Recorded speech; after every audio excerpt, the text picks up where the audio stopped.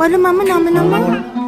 সিমলার সবচেয়ে highest altitude অর্থাৎ জাখু পর্বতের ওপর তৈরি 108 ফুট লম্বা হনুমানজির মূর্তি মান্য করা হয় যে গিনিস ওয়ার্ল্ড রেকর্ডে নাম তুলেছে অ্যাজ এ টলেস্ট হনুমানজি মূর্তি ইন দ্য হাইয়েস্ট অল্টিটিউড। তো সেই জাখু টেম্পলে আমরা চলে এসেছিলাম সিমলা বেড়াবার টাইমে।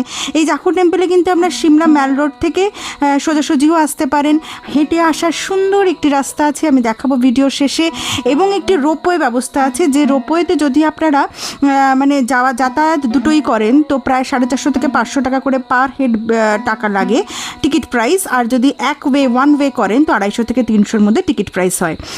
আর এছাড়াও আমরা এসেছিলাম জাখু টেম্পলে গাড়ি করে, কারণ সেদিন আমাদের বাকি সাইড সিন ছিল। এসে আমরা কি করেছিলাম, ওই এক্সকেলেটার আছে দেখলেন, একটা উঁচু, মানে এখানে সিঁড়ি বেয়ে উঠতে হবে তার কোনো ব্যাপার নেই, এক্সকেলেটারে করে আপনারা সুন্দর চলে আসতে পারবেন এই জাখু টেম্পল। এই জাখু টেম্পল কিন্তু রামায়ণের সঙ্গে সোজাসুজি সংযোগ রাখে।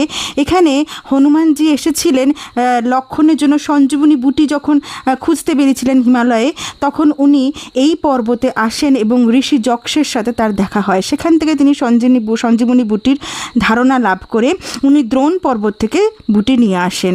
তো সেই স্মৃতিতেই ঋষি যক্ষ হনুমানজি টেম্পল এখানে বানান এবং সেইখান থেকেই জাখু টেম্পল।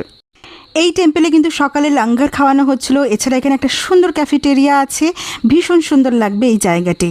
ইনফরমেশন ভালো লাগলে সাথে থাকবেন।